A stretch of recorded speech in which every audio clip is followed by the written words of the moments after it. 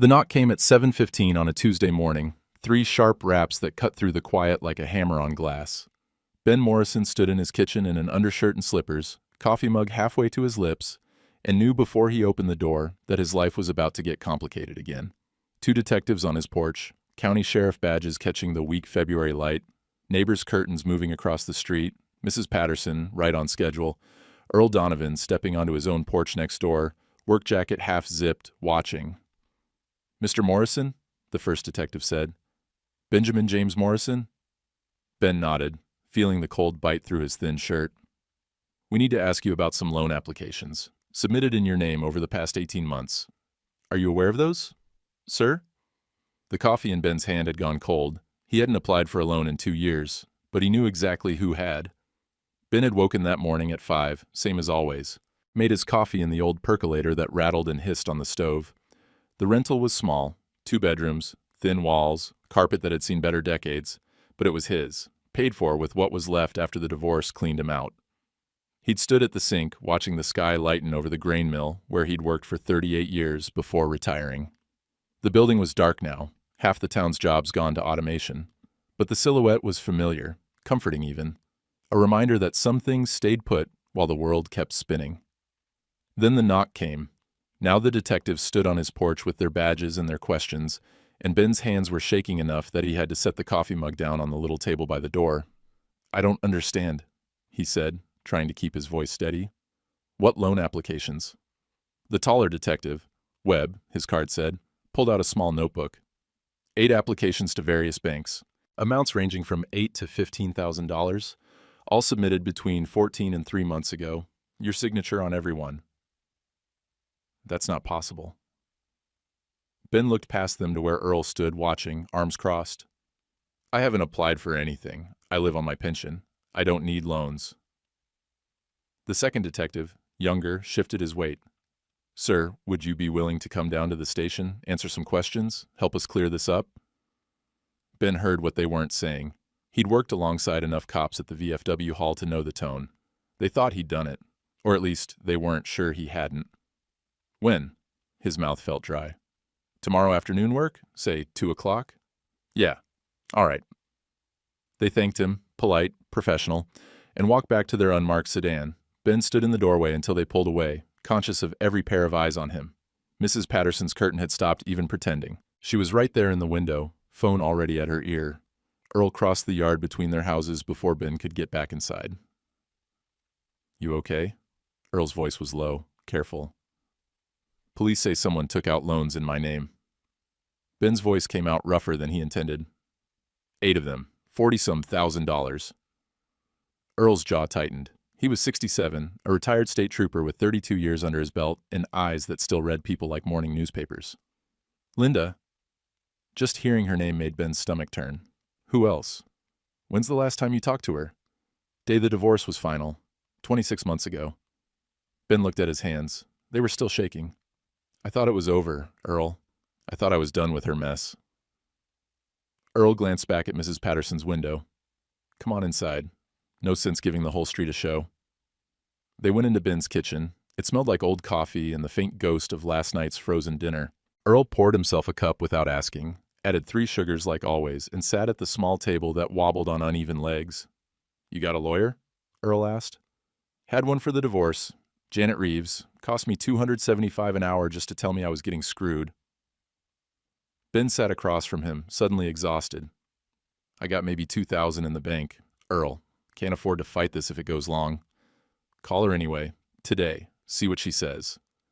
Ben nodded, but his mind was spinning. How did Linda even do it? They'd separated everything. Accounts, property, debt. The decree was clear. He'd made sure of that, even when it meant walking away with almost nothing. "I don't even know where she lives now," he said quietly.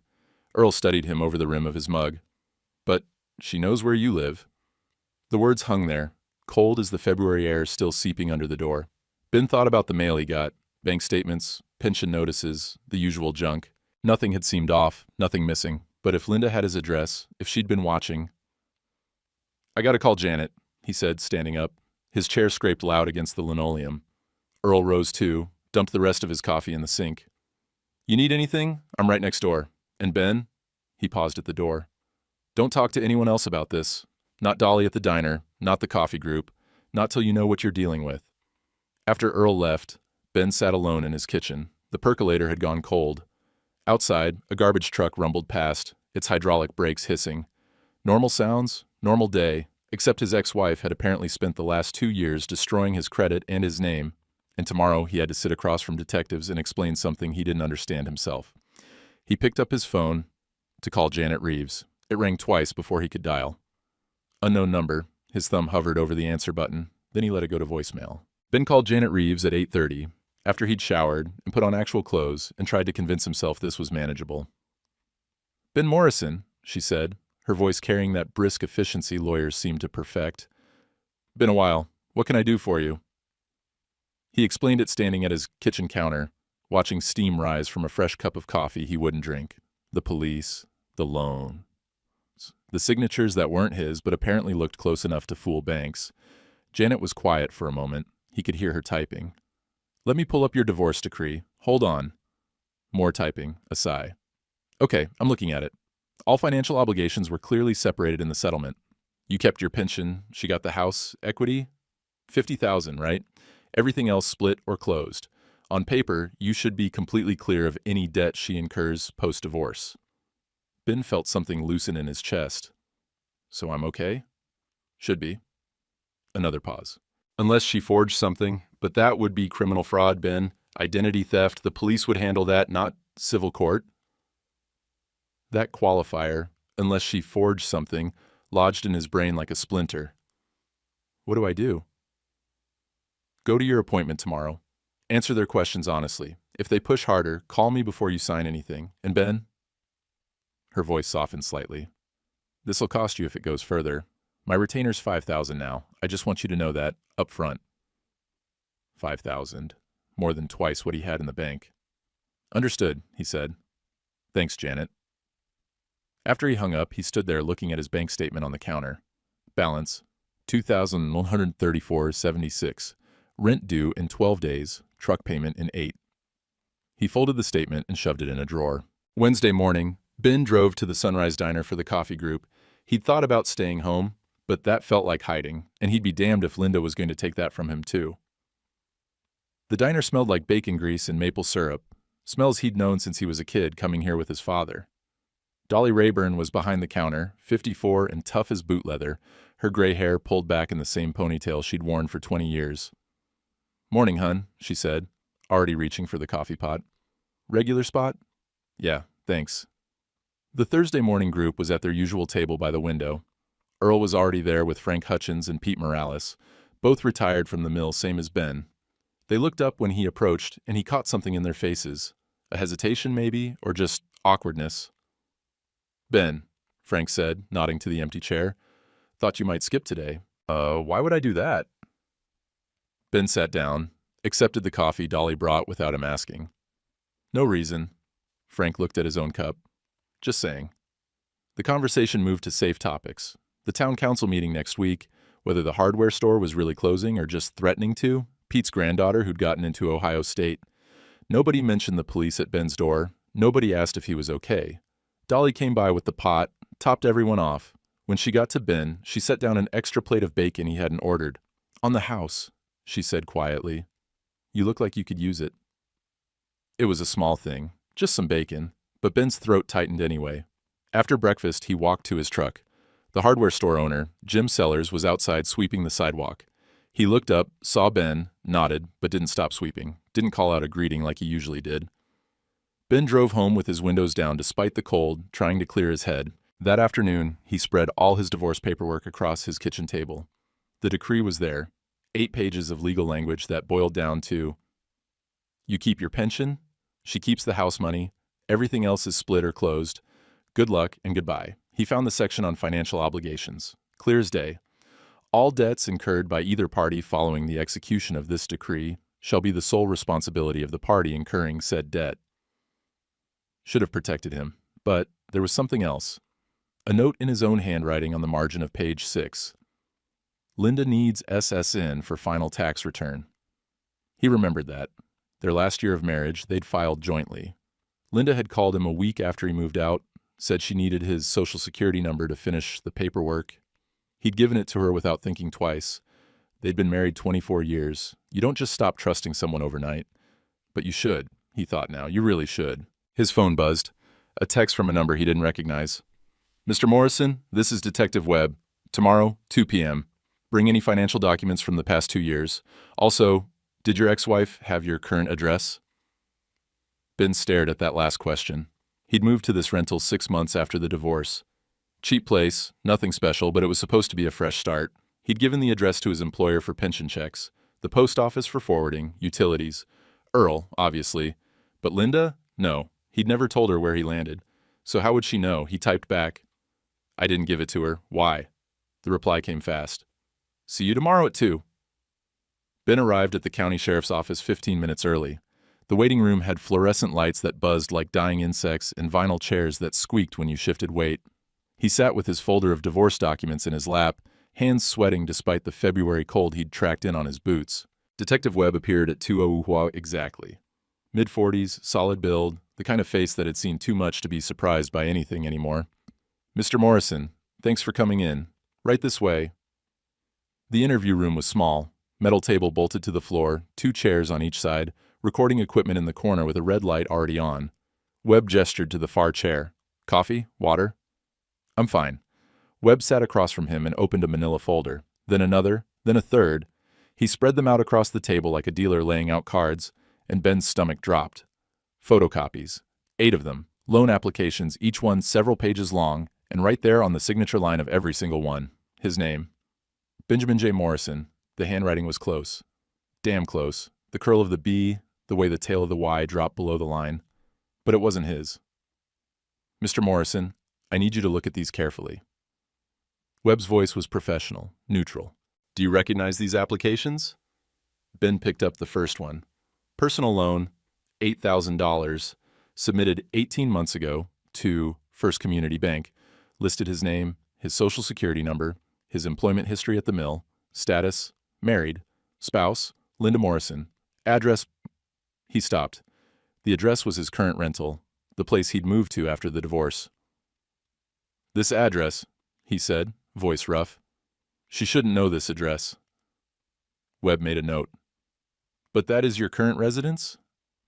Yeah, but I never told her. We haven't spoken in 2 years. Okay. Webb slid over the second application. What about this one? Ben went through them one by one. Different banks, different amounts, $12,000, $15,000, $8,500, but all the same pattern. His information. Linda listed as his wife. His current address. The dates spanned from 18 months ago to 3 months ago. A steady progression like she'd gotten comfortable with it. Confident. That's not my signature, Ben said, pushing the last one back across the table. It's close, but it's not mine. Close enough to fool 6 banks. Webb leaned back. In a notary, apparently. He pulled out another sheet, a notarization certificate, stamped and signed by someone named Rachel Stokes. She verified your signature on 4 of these applications, Webb said. Says she met with you personally. Checked your ID. I've never met anyone named Rachel Stokes. Webb studied him. Mr. Morrison, help me understand something. You're telling me you had zero knowledge of $47,000 in loans taken out in your name over the course of 18 months? Ben heard the skepticism, heard how it sounded. Impossible, convenient, like a story someone would tell to cover their tracks. I don't check my credit report, he said, and even to his own ears it sounded weak. I thought the divorce ended everything, thought I was clear of her. But these applications claim you're still married. List joint income, joint residence. Webb tapped one of the papers. Why would she do that? Because her credit was probably shot. The words came out harder than Ben intended. She spent money like it grew on trees. That's part of why I left. Webb pulled out a new document, bank statements from one of the fraudulent accounts. Ben leaned forward, scanning the charges, restaurants he'd never been to, shopping at stores he couldn't afford, a car payment, $487 a month, a charge that made his blood run cold, premium vacation package, Cancun, $3,200. I've never been to Cancun, he said quietly. I worked at the mill those dates. I can prove it. That's good. That helps. Webb made another note. But there's still the question of how she got your information, your social security number, your employment history, your current address. Ben thought about the note in his divorce papers. The request for his SSN for taxes. I gave her my social security number 2 years ago for our last joint tax return. Didn't think anything of it. And your address? I don't know. But even as he said it, his mind snagged on something. One of the charges on the bank statement, Wilson Locksmith Services, 180. Webb caught him looking. Mean anything to you? Ben shook his head slowly, but unease was spreading through his chest like ice water. Could she have made keys to his mailbox? His apartment complex had those cluster boxes by the street, easy access if you had the right key. Mr. Morrison, Webb's voice pulled him back. I'm going to be straight with you. Right now, this looks like possible conspiracy. You and your ex-wife working together, then you claiming fraud when the debt got too high. I don't think that's what happened, but I need you to understand. That's what the evidence suggests. The room felt smaller. The fluorescent lights buzzed louder. I didn't do this, Ben said. I didn't know about any of it. Then you need to help me prove that. Webb started gathering the papers. Don't leave town. We'll be in touch. Ben walked out into the cold February afternoon on legs that barely held him. Snow was starting to fall, light, dry flakes that caught in the wind. He sat in his truck cab, hands shaking too hard to start the engine. His phone buzzed. Katie, his daughter, finally calling back. For a moment, hope surged, someone to talk to, someone who'd believe him. Then fear chased it. What if Linda had already called her? He answered. Katie? Her voice was cold as the snow falling on his windshield. Dad, Mom told me what's going on. We need to talk. Katie, sweetheart, don't. Her voice cut through the cab of his truck like a blade. Just don't, Dad. Ben gripped the phone tighter, watching snowflakes melt against his windshield. What did your mother tell you? That you're in trouble with the police? That you're trying to blame her for your financial problems? Katie's voice was tight, controlled, her hospital administrator voice, the one she used when she was holding herself together by force. She said you've been calling her, threatening her.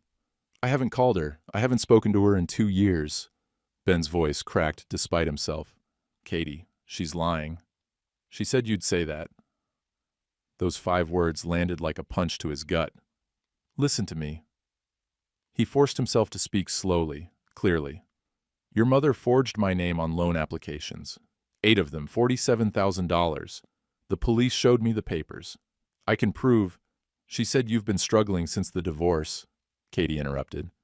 That you resented having to give her the house money. That you wanted to punish her. That's not true. She was crying, Dad. Katie's voice wavered now, showing the daughter underneath the professional distance. Really crying, scared. She said you told her you'd make her pay for leaving you. Ben closed his eyes. Of course Linda was crying. Linda had always been able to cry on command. He'd seen her do it with car salesmen, with their marriage counselor, with the divorce mediator. Tears were her favorite weapon. I never said that. I never contacted her at all. He opened his eyes, stared at the sheriff's office building in front of him. Katie, I just came from the police station. They showed me loan applications with my signature forged on them. Bank statements showing charges I never made. A trip to Cancun I never took. Mom said, I don't care what she said. The words came out louder than he intended. He took a breath, tried again. Sweetheart, I'm telling you the truth. I can show you the papers. You can see for yourself. Silence on the line. For a moment he thought maybe he'd gotten through. Then Katie spoke, her voice careful, measured. Dad, I know the divorce was hard on you. I know you didn't want it, but you can't just make up stories about Mom to... I'm not making up anything. Ben's hands were shaking again. Why would I make this up? What would I gain? I don't know. She sounded tired now. I don't know what's going on with you, but I can't be in the middle of this. You two need to work it out between yourselves. There's nothing to work out. She committed fraud. The police are investigating. Don't call me about Mom anymore, Katie said, and now her voice was shaking too. Please. I have enough going on. I can't deal with whatever's happening between you two. Katie, I have to go. I'm at work. Just listen for 1 minute. Goodbye, Dad. The line went dead. Ben sat in his truck, phone still pressed to his ear, staring at the screen that now read, call ended, 4 min, 32 secure. 4.5 minutes. That's all it took for his daughter to choose her mother's lies over his truth. Snow was falling harder now, coating the windshield, trapping him in a dimming cocoon of white. He thought about the divorce, how careful he'd been, never to badmouth Linda in front of Katie. Even when he'd wanted to scream about the affair, about the money she'd hidden, about the lies that kept piling up like dirty laundry, he'd bitten his tongue, wanted Katie to have her mother, wanted her to not have to choose sides. And this is what it got him. Linda had spent 2 years poisoning the well, and he'd handed her the bucket. He drove home in a fog. The truck knew the way, even if his mind didn't. When he pulled into his driveway, he sat there for 10 minutes with the engine running, heater blowing stale air before he could make himself go inside. The rental felt smaller than usual, colder. The walls were thin enough that he could hear his neighbor's TV, some game show with canned laughter that sounded hollow and distant. He made coffee he didn't drink, stood at the kitchen counter looking at the folder of divorce papers, the photocopies from the police station, the bank statement showing charges for a life he'd never lived. His phone stayed silent. Usually Katie texted, even if she didn't call. Just little things. Hope you're doing okay. Busy week here. Miss you. Nothing now.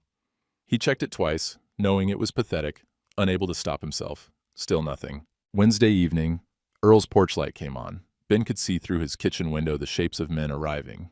Frank and Pete for their weekly card game. They'd been doing it for 5 years now, rotating houses. This week was Earl's turn. Usually Ben would go. Usually he'd bring beer and pretzels and lose $20 playing 7-card stud while they complained about the town council and told the same stories they'd been telling for decades. Tonight, he stayed home. He watched through his window as they waited, 10 minutes past the usual start time. Earl came out onto his porch, looked toward Ben's house, pulled out his phone, maybe thinking about calling. Then they went inside without him. The light in Earl's kitchen window glowed warm and yellow. Ben could imagine the scene. Cards on the table, beer bottles sweating rings into old newspaper, the comfortable rhythm of men who'd known each other most of their lives. He'd cut himself out of it. No. Linda had cut him out, but the result was the same. Thursday morning, he forced himself to go to the diner. Couldn't let her take everything. Couldn't hide in his rental like some kind of criminal. The Sunrise Diner smelled the same as always. Bacon grease, coffee, maple syrup. Dolly was behind the counter, already reaching for the pot when she saw him come in. "Morning, hun," she said, but there was something careful in her voice. The coffee group was at their usual table. Earl looked up, nodded toward the empty chair. Frank and Pete were studying their menus like they'd never seen them before. Ben sat down, accepted coffee from Dolly, who squeezed his shoulder as she poured, a small gesture that meant more than she probably knew. "Thought you might skip again," Frank said. "Was busy yesterday." Ben wrapped his hands around the mug, needing the warmth. "Here now." They talked around him more than to him. The weather, always safe. Pete's truck needed new tires. Frank's daughter was visiting from Indianapolis next month. Nobody asked about the police. Nobody asked if he was okay. At the table behind them, Jim Sellers from the hardware store was having breakfast with Tom Chin from the pharmacy. Ben caught fragments of their conversation. Heard it was fraud. $40,000. Always seemed like such a straight arrow. His face burned. Earl caught it, tried to redirect. "Ben, your truck's still making that noise? The transmission thing? You haven't had a chance to look at it. Want me to take a look this weekend?" "Sure, thanks." The conversation died there. Dolly came by with the pot, topped everyone off. When she got to Ben, she set down a plate of bacon he hadn't ordered. "On the house," she said quietly, meeting his eyes. "You look like you need it." It was the same thing she'd done yesterday, but somehow today it hit different. Like charity, like pity. "Thanks," he managed. After breakfast, walking to his truck, he saw Mrs. Patterson outside, checking her mail. She looked up, saw him, and for a second their eyes met. Then she turned and went back inside without a word. Mrs. Patterson, who usually stopped him to talk about her garden and her grandkids and the latest gossip she'd picked up at the beauty parlor, just turned and walked away. Ben sat in his truck and watched people move through their morning routines. Jim Sellers unlocking the hardware store, a young mother pushing a stroller toward the post office, normal people living normal lives while his crumbled around him like wet newspaper. He pulled out his phone, looked at Katie's contact. No new messages. He typed, "Katie, I love you. Whatever else is happening, that's true. I'm your dad. I wouldn't lie to you." His thumb hovered over send. Then he deleted it. What was the point? She'd made her choice. That night, he sat on his front porch, despite the cold, 22 degrees, his breath visible in the dark, but he couldn't stand being inside the rental anymore. The walls felt like they were pressing in. He could see lights in the houses around him, Earl's TV flickering blue through the curtains, Mrs. Patterson's porch light creating a warm circle on her steps. Down the street, someone's kids playing in their yard, their laughter carrying on the frozen air. Warm lives, safe lives, lives that weren't falling apart. He thought about what Detective Webb had said. Right now, this looks like possible conspiracy. The words stuck in his brain. Conspiracy. Like he and Linda had planned it together, like he'd been in on it from the start and was only claiming fraud now that the debt got too high. How did you prove you didn't know something? How did you prove a negative? Janet Reeves would cost $5,000 just to get started. More if it went to trial. He had $2,000 in the bank and a pension that barely covered rent and food. Webb had mentioned plea deals, said if Ben cooperated and acknowledged partial involvement, they might reduce it to a misdemeanor, probation, instead of jail time. A fine he could pay off over time. Just had to admit to something he didn't do. Let Linda have her version of the story. Say yes, we were working together. Yes, I signed some papers. Yes, I'm sorry. Then it would be over. No trial. No more legal bills draining him dry. No more looks from neighbors. No more careful conversations at the diner. No more waiting for the phone to ring with worse news. He could take the hit, accept the record, move on. 62 years old, tired down to his bones, fighting a system that already assumed he was guilty. Maybe Linda won again. Maybe she always would. He sat there until his hands went numb from the cold, seriously considering surrender, considering whether dignity was worth the cost of defending it. A light came on, in Earl's house. The kitchen. Movement behind the curtains. Then Earl's back door opened and he came out, coat thrown over his shoulders, crossing the yard. Saw you sitting out here, Earl said, climbing the porch steps. It's 20 degrees, Ben. I know. Earl studied him in the dim light from the street lamp. You thinking about giving up? Ben didn't answer. Don't. Earl sat down on the porch railing, facing him. Not yet. She's going to win, Earl. She's got Katie believing her lies. She's got the whole town thinking I'm a criminal, and I can't afford to prove otherwise. Maybe. But I've been thinking about something. Earl pulled a folded paper from his coat pocket. Made some calls today. Used some old contacts. He handed the paper to Ben. Even in the dark, Ben could make out what it was. A credit report. Linda Morrison's credit report. How did you? Don't ask, just look at it. Ben looked, saw inquiry after inquiry, all denied. Saw her score. 487. Saw the timeline. It had tanked right after the divorce. She couldn't get loans in her own name anymore, Earl said. That's why she started using yours. She was desperate. Something shifted in Ben's chest. Not hope exactly, but something. I've got more, Earl said. Found the notary who stamped those documents. Woman named Rachel Stokes, works out of her kitchen table. For $200 cash, she'll stamp anything. You talked to her? I've still got my old badge. Encouraged her to be cooperative. Earl's smile was grim. She remembers Linda, says she brought in papers for other people too. The cold didn't seem to bite quite as hard anymore. Why are you doing this? Ben asked. Earl was quiet for a moment. Because I wrecked my own life once. Gambling. Lost my marriage. Lost my kids. Can't fix that. He looked at Ben. But maybe I can help you fix this. Midnight, on a frozen porch, two men who'd lost their marriages in different ways, finding something like friendship in the wreckage. Don't give up yet, Earl said again. Some fights are worth having. After he left, Ben sat there a while longer, holding Linda's credit report. Maybe, he thought, maybe there was still a fight left in him after all. Ben didn't sleep that night, just lay in bed staring at the ceiling, listening to the furnace kick on and off, thinking about Earl's words and Linda's credit report and the choice sitting in front of him like a fork in a dark road. At 11, he gave up, went to the kitchen table, tried to write out a statement for Janet Reeves, some kind of explanation that made sense. But every sentence sounded defensive, weak. I didn't know about the loans. I thought the divorce ended everything. I trusted her with my social security number. Pathetic. He crossed out 3 attempts, crumpled the paper, started over. His hands ached, arthritis getting worse, the joints swollen and stiff. He was taking 3 pills every morning now.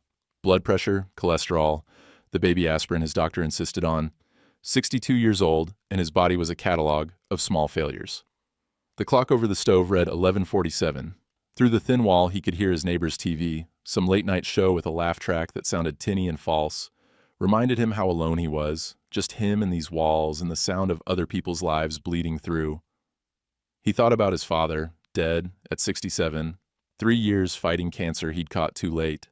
But Dad had Mom beside him through all of it, never faced a day alone, even the worst ones. Ben had nobody now. The divorce took his wife. Not that he wanted her back, not after everything. But Katie was gone too. His daughter, who used to call him every Sunday, who used to ask his advice about her job and her apartment and whether she should buy the Honda or the Toyota, now she wouldn't even listen.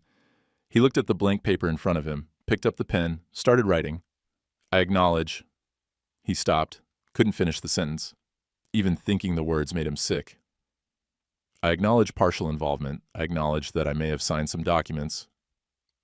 I acknowledge lies. All of it. But the alternative was what? Spend $5,000 on a lawyer, maybe 10, maybe more, go to trial, have his name dragged through the local paper, sit in a courtroom while Linda cried and played victim and convinced a jury that poor, confused Ben Morrison was trying to blame his ex-wife for his own bad decisions. He'd lose everything fighting this. Or he could surrender now and only lose most things. The math was brutal but simple. Outside, a car drove past, headlights sliding across his kitchen wall. The sound of the engine faded into distance, leaving only silence.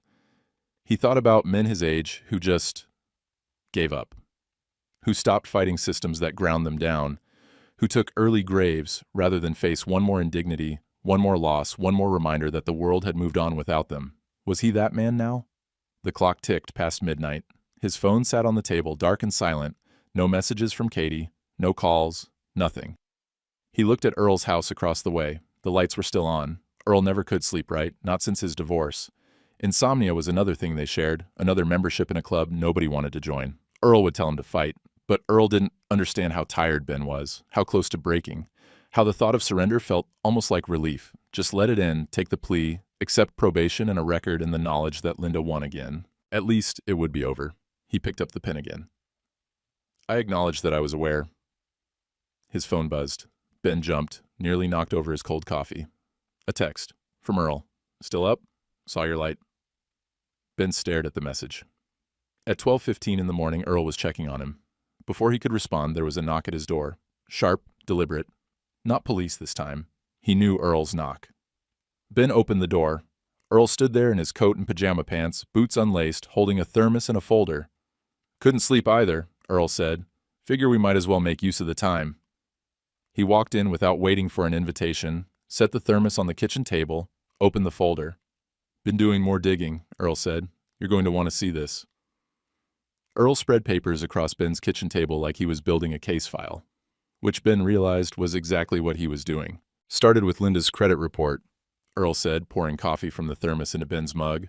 Too much sugar, like always, but Ben didn't complain. Her score tanked about 3 months after your divorce finalized, dropped from 680 to 487 in 6 months. He pulled out a timeline he'd drawn on graph paper, the kind of meticulous documentation that came from 32 years as a cop. Here's what I think happened, Earl continued. Divorce gave her $50,000 in house equity. Probably thought that would last. But Linda's got expensive tastes, right? Ben nodded. That was an understatement. So she burns through it, year, maybe 18 months. Meanwhile, her real estate income drops. Market was soft in 2022, 2023. She tries to get loans in her own name. Earl tapped the credit report. But look, inquiry after inquiry, all denied. Banks won't touch her. So she uses my name instead. Exactly. Earl pulled out another document. This is where it gets interesting. Found the notary. Rachel Stokes. Runs a notary service out of her kitchen table. Not exactly high-end operation. You talked to her? Earl's expression was carefully neutral. I may have visited her, may have still had my old badge in my pocket, may have encouraged her to be cooperative. Earl, she's not going to report me.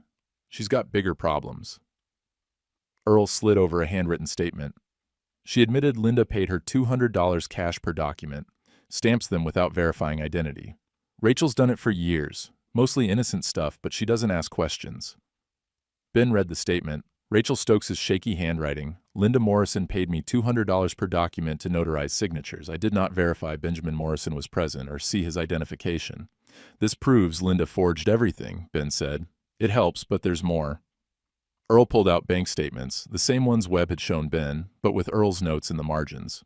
Look at the spending pattern. Car lease payment every month, $487. You don't have a car lease, right? Just my truck, paid off 6 years ago. Right. So Linda's leasing something, probably something nice. That's a high payment. Earl pointed to other charges. Restaurants all over the state, shopping at stores you've never been to, and this, he tapped one line. Premium vacation package, Cancun, 300. You were working at the mill those dates. I checked. How did you? Called Frank. He remembered because you covered his shift that week, his granddaughter's wedding. Earl made another note. Point is, you've got alibis for half these charges. You can prove you weren't benefiting from any of it? Ben felt something loosening in his chest. Not hope, exactly, but possibility. There's one more thing, Earl said. He pulled out a final document, a mail forwarding form. Found this in public records. Linda filed a change of address form with the post office, from her apartment to your rental address. Just for 6 months, then changed it back. Ben's stomach dropped. She was intercepting my mail. That's my guess. And look at this charge. Earl pointed to the locksmith fee. Wilson Locksmith Services, under... I called them. They have a record of making mailbox keys. Customer name, L. Morrison. She made a key to my mailbox. Yep, that's how she knew your address. That's how she kept getting your bank statements, your credit card offers, everything. You never saw them because she was stealing them before you could. Ben sat back in his chair, dizzy with the implications. Linda hadn't just forged his signature. She'd built an entire system to steal his identity. Methodical, calculated, not desperate, criminal. I've got one more lead, Earl said. Rachel mentioned Linda brought in papers for other people, other names she couldn't remember, but it confirms Linda's running a pattern. Other victims. That's what I'm thinking.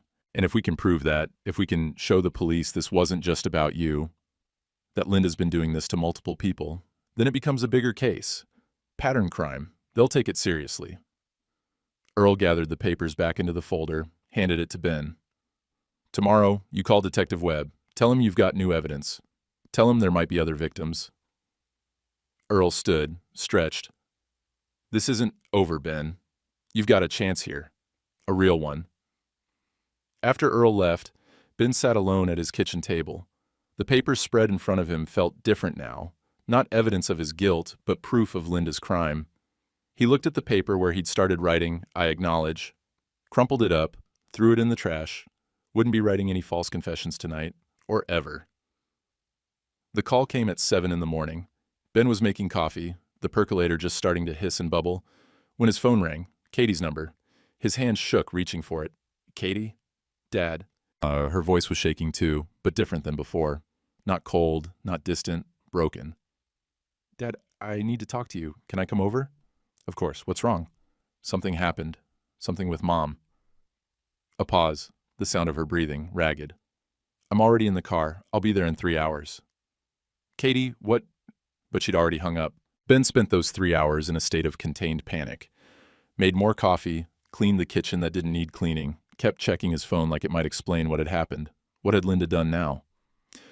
At 10:30, a car pulled into his driveway, Ohio plates, Katie's silver Honda, the one she'd bought 2 years ago that he'd helped her negotiate the price on, back when they still talked regularly, back when she still trusted him. She got out of the car carrying a folder. Her professional clothes, slacks and a blazer she'd worn to work, were wrinkled like she'd slept in them. Mascara smudged under her eyes, hair pulled back in a messy ponytail. She looked destroyed.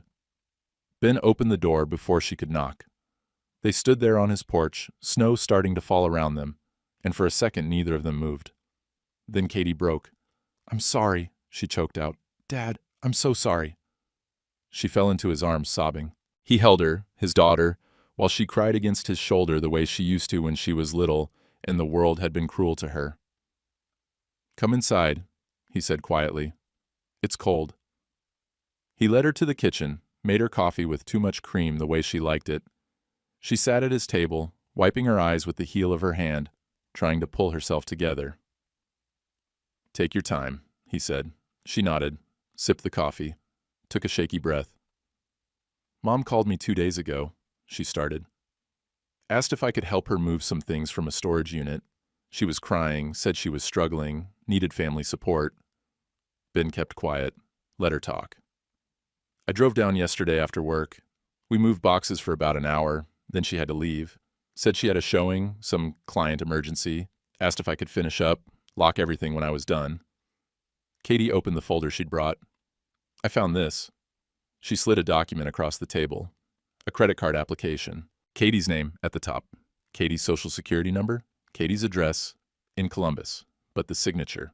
That's not my handwriting, Katie whispered. I never applied for this card.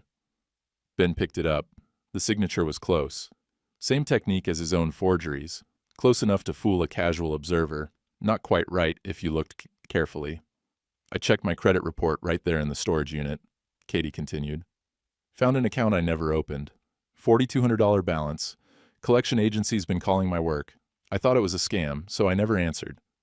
She pulled out her phone, showed him the credit report. Sure enough, Capital One card, opened 8 months ago, maxed out, 3 months overdue.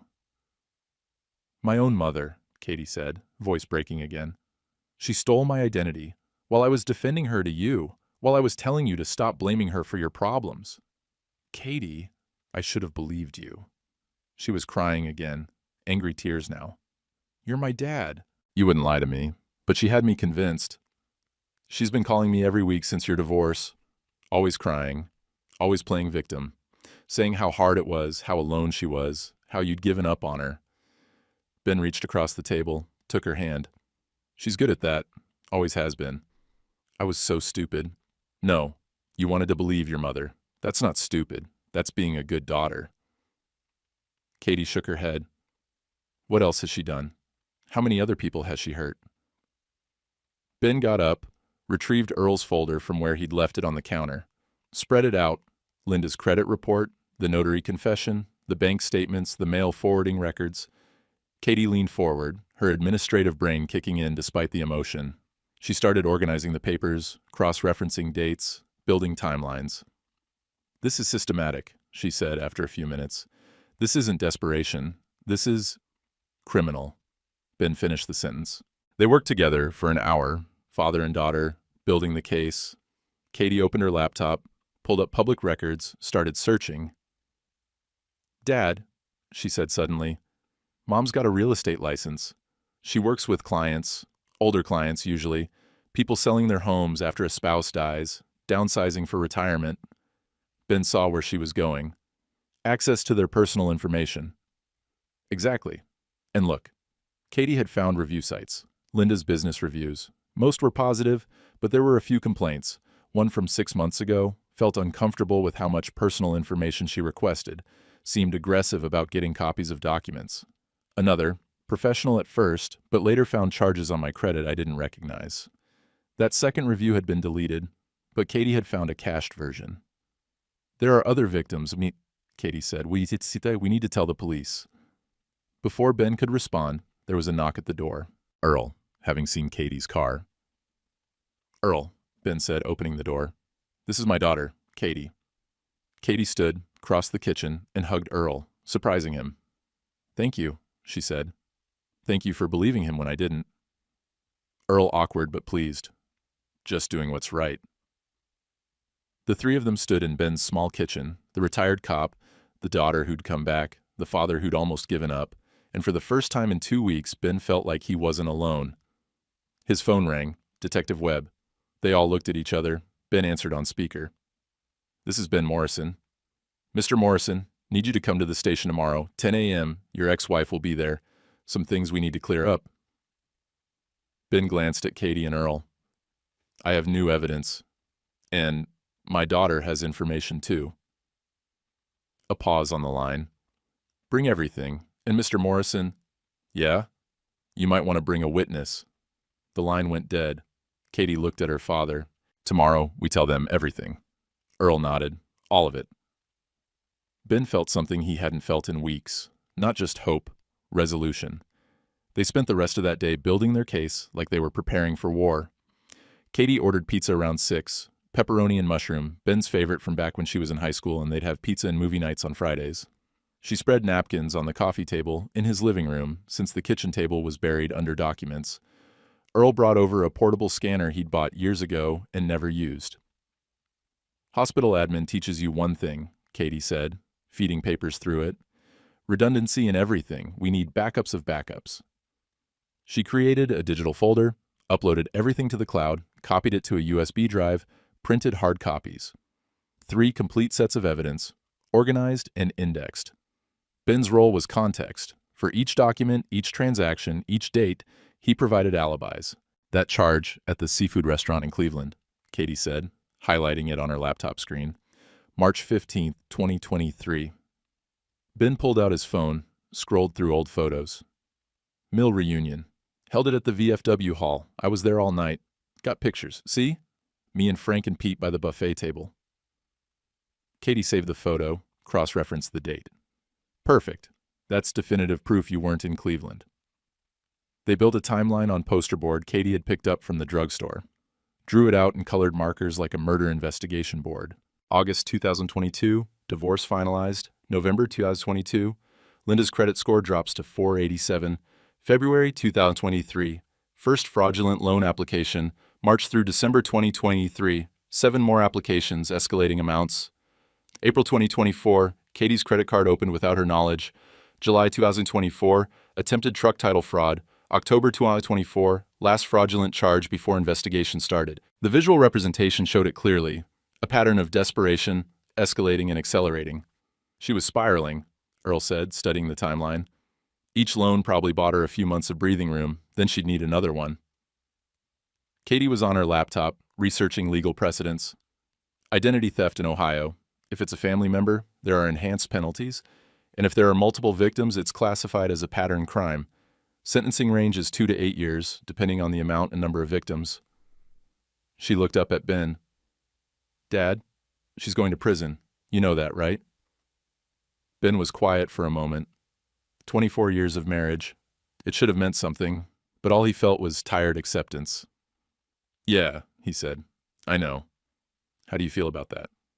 Ask me after it's over. Around 8, they took a break. Katie made tea, Earl's whiskey suggestion firmly rejected, and they sat on Ben's worn couch, surrounded by evidence. Can I ask you something? Katie said quietly. Why didn't you ever tell me? About Mom, what she was really like. Ben wrapped his hands around his mug. You were my daughter. She was your mother. Didn't want you to have to choose. I chose anyway. I chose wrong. You chose what she showed you. She's always been good at that, showing people what they want to see. Earl cleared his throat. My ex-wife tried to tell people about my gambling. Nobody believed her at first. I was a cop, right? Stable job, good guy. How could I have a problem? He stared into his coffee. By the time they believed her, I'd already lost everything. Katie looked at him. How long's it been? 15 years since I gambled. 15 years since my divorce. My kids. His voice caught. Daughter talks to me maybe twice a year. Son doesn't talk to me at all. Can't blame them. Is that why you're helping Dad? Earl shrugged. Can't fix my own mess, but maybe I can help someone else not lose everything. He looked at Ben. Your dad's a good man. Doesn't deserve what Linda's doing to him. Katie's eyes filled with tears again. She set down her tea, moved to sit next to Ben on the couch, put her head on his shoulder like she used to when she was small. I'm sorry I didn't believe you, she whispered. You're here now. That's what matters. They sat like that for a while, father and daughter, rebuilding something that had been broken. By 10 o'clock, they had everything organized. 12 pages of documentation. Cover page, evidence of pattern fraud by Linda M. Morrison, Exhibits A through M. Linda's credit report showing denials. Ben's alibis for fraudulent charges. Katie's forged credit card application. Notary confession from Rachel Stokes, mail forwarding records. Locksmith receipt for mailbox keys. Bank statements showing Linda's spending, timeline of escalating fraud. Public records showing Linda's real estate clients. Cached reviews suggesting other victims. Ben's divorce decree proving financial separation. Photos and documentation of Ben's whereabouts during key transactions. This is solid, Katie said, reviewing the final packet. This is irrefutable. Earl nodded. Just need to stay calm tomorrow. Let Detective Webb lead. Answer questions directly. Don't get emotional. And if Linda tries to lie, Katie asked. Let her, Earl said. Let her dig herself deeper. We've got the truth. That's stronger than anything she can say. Katie slept on Ben's couch that night. Ben offered her the bedroom, but she refused. I'm fine here, Dad. Besides, I don't think either of us is going to sleep much anyway. She was right. Ben lay in bed at midnight, staring at the ceiling, listening to Katie moving around in the living room, getting water, checking her phone, probably as wired as he was. Around 1 a.m., he got up, found her sitting at the kitchen table in the dark, going through the evidence again. Can't sleep? He asked. Keep thinking about all the times she called me, all the times she cried and told me how hard things were, how you'd abandoned her. Katie's voice was bitter. And I believed every word. She's your mother. Of course you believed her. But you're my father. I should have... Stop, Ben said gently. You're here now. You saw the truth when you found it. That takes strength, Katie. Some people never admit when they're wrong. And she looked up at him, her face barely visible in the dim light from the street lamp outside. Are we going to be okay? She asked. After all this? Yeah, Ben said. We are. Morning came too early. Ben was up at 5 out of habit, making coffee. Katie emerged at 6, already dressed in her work clothes, professional armor for the battle ahead. Earl knocked at 7, carrying a thermos and wearing his cleanest flannel shirt, pressed jeans. Best I got, he said. Figure we should look respectable. Ben put on his suit, the one from the back of the closet, the one that smelled like mothballs and old decisions. It didn't fit quite right anymore. Lost weight since the divorce, stress eating away at him, but it would do. They reviewed their strategy one last time over coffee. Let Webb lead the questioning, Earl said. Present evidence only when asked. Katie testifies about her own fraud. I provide the investigative timeline. Ben stays calm, answers directly. Don't attack Linda personally, Katie added. Just stick to facts. Let the documents speak. And if she breaks down, Ben asked, starts crying. Let her, Earl said. Won't help her this time, not with what we've got. They loaded everything into Ben's truck at 9. The evidence folders, Katie's laptop, Earl's scanner. Drove to the sheriff's office, in formation, Ben driving, Katie in the passenger seat, Earl in the back. Ben's hands were steady on the wheel, steadier than they'd been in weeks. The parking lot had 3 cars, Webb's unmarked sedan, a patrol car, and a silver Lexus that made Ben's stomach tighten. That's Mom's car, Katie said quietly. She must have bought it recently. She couldn't afford a Lexus when I saw her last month. Earl leaned forward. Probably leased it with someone else's credit.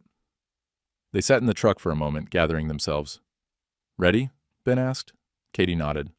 Let's do this. Earl grabbed the evidence folder. Time to show them what Linda Morrison really is. They walked into the sheriff's office together.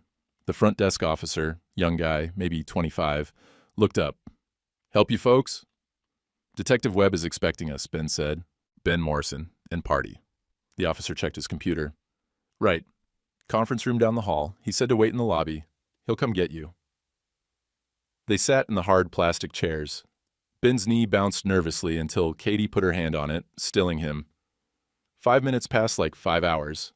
Then Webb emerged from the back hallway. He was carrying his own folder, thick with papers. When he saw Ben with Katie and Earl, and the evidence they'd brought, something like satisfaction crossed his face. You've been busy, he said. So have you? Earl guessed. Webb smiled, small, grim. Found 2 more victims, elderly clients of hers.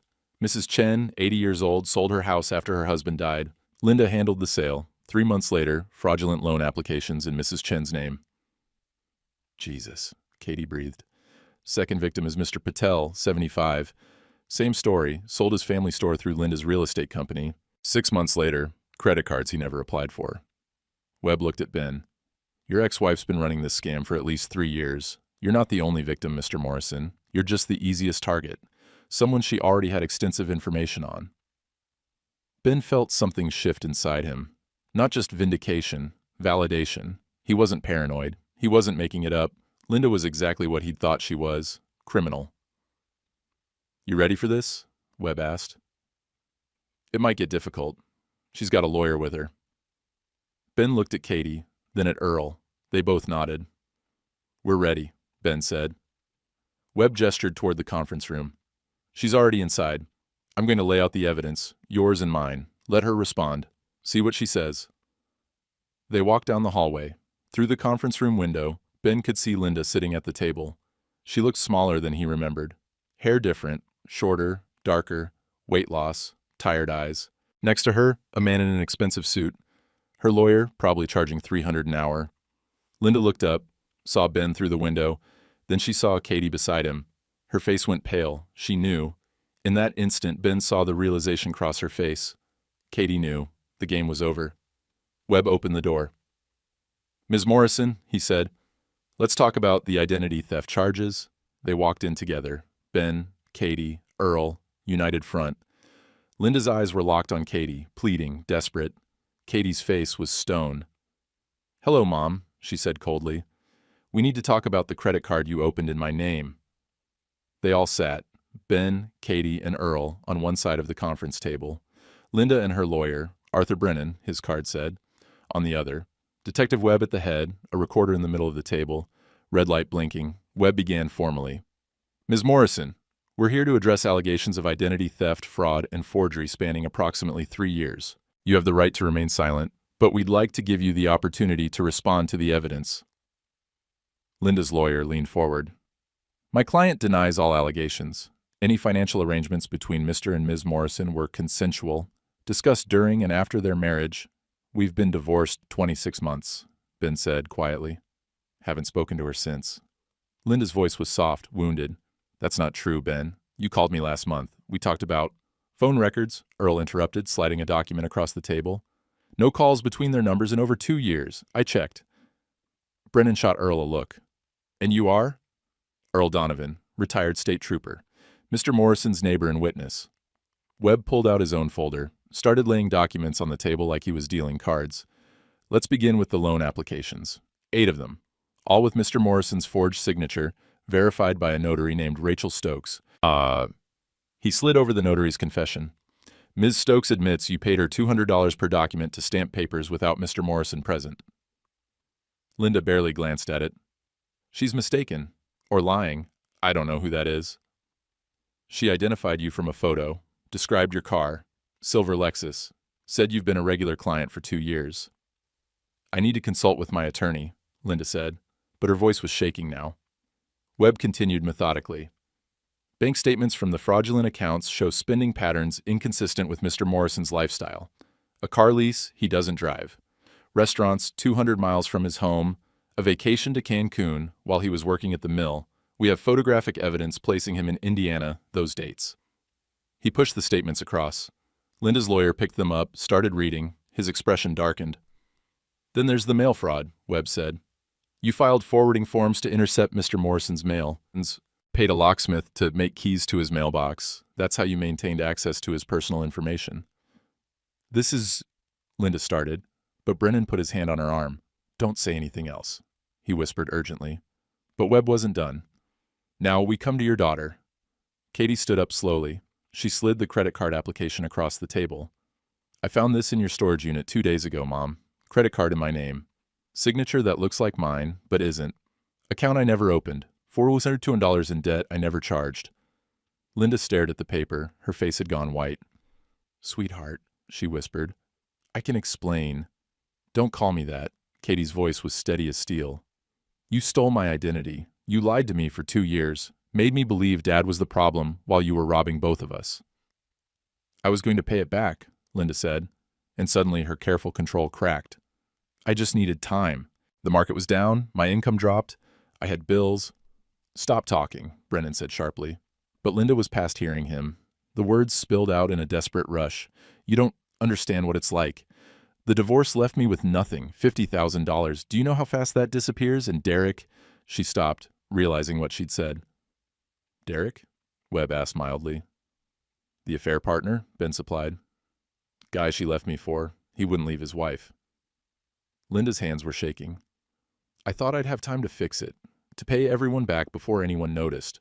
It just got away from me. I couldn't stop." "Because you're a criminal," Katie said quietly. Webb pulled out 2 more files. "Mrs. Chen, Mr. Patel, both elderly clients from your real estate business. Both had fraudulent loans appear after you handled their property sales. Both trusted you with their personal information during vulnerable times in their lives." He showed photos, an 80-year-old woman, A 75-year-old man. Linda looked at them and something broke. I didn't mean. 5 victims, Webb said. Over 3 years, systematic fraud, identity theft, forgery. He stood. Linda Morrison, you're under arrest. He signaled to an officer waiting outside. The man came in with handcuffs. Linda's lawyer started to object, but Webb cut him off. She just confessed, on tape, while you advised her not to speak. He looked at Brennan. You might want to reconsider your representation. As the officer read Linda her rights, she tried one more time, looked at Katie with tears streaming down her face. Baby, please, I'm your mother. You can't just. Katie turned away, wouldn't even look at her. They led Linda out in handcuffs. Her crying echoed down the hallway until a door closed somewhere and cut off the sound. The conference room felt suddenly very quiet. Webb turned to Ben. You're clear, Mr. Morrison. Officially a victim, not a suspect. We'll help you work with victim services for credit restoration. You'll need to file reports with the credit bureaus, but the police report will support your claims. Ben nodded. He couldn't quite process that it was over. Thank you, he managed. Webb shook his hand, then Katie's, then Earl's. You folks did good work, made my job easier. They walked out into the parking lot together. Snow was falling, fresh, clean flakes that caught in Katie's hair and melted on Ben's coat. Ben stood by his truck, breathing cold air, feeling something he hadn't felt in weeks. Relief. Just pure, exhausted relief. Katie hugged him tight. They stood like that for a long moment, neither one speaking. Earl cleared his throat. First round's on me tonight. Celebration. Make it coffee, Katie said, pulling back and wiping her eyes. We're exhausted. Coffee it is. They climbed into Ben's truck. He started the engine, let the heater run for a minute. In the rearview mirror, he could see the sheriff's office getting smaller, that chapter of his life closing. You okay, Dad? Katie asked. He thought about it. 24 years of marriage reduced to handcuffs and tears, his ex-wife going to prison, his daughter back in his life. His name cleared, but his reputation still damaged in ways that might never fully heal. Yeah, he said finally. I think I am. Katie squeezed his hand. Earl said from the back seat, some things are worth fighting for. Ben pulled out of the parking lot, heading toward home, toward whatever came next. 2 months later, March brought the thaw. Ben stood on his porch on a Sunday evening, watching the last of the snow melt from his small yard. The air smelled like wet earth and possibility, spring arriving slow but steady. His credit was being repaired. The process was bureaucratic and slow, forms and phone calls and letters to credit bureaus. But there was a path forward. Victim Services had assigned him a caseworker. The fraudulent accounts were being removed one by one.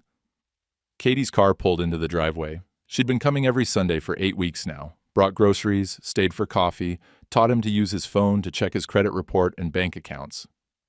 Don't want anyone stealing from you again, Dad, she'd said the first time. Patient with his questions, never making him feel old or stupid. She climbed the porch steps with a potted plant in her hands. What's that? Ben asked. Hardy perennial. Comes back every year, she grinned. I have faith you can keep it alive. In the backyard, the shed Earl and Ben were building stood half-finished. They worked on it every Saturday, measure, cut, hammer. Sometimes talking, mostly not. The kind of friendship built on shared silence and sawdust. At the diner, Dolly still brought his coffee without asking. The Thursday morning group had folded him back in like he'd never been gone. Nobody mentioned the trial or Linda's sentencing, 8 years she'd gotten, with possibility of parole after 5. Katie set the plant on the porch railing, sat in the chair next to his. You know something, kid? Ben said after a while. I thought being alone meant being lonely. Turns out it just means you find out who really shows up when things get hard. Katie put her hand on his shoulder. You showed up for yourself, Dad. That's what matters. They sat together as dusk fell. Spring birds calling, the shed half built behind them, first stars appearing overhead.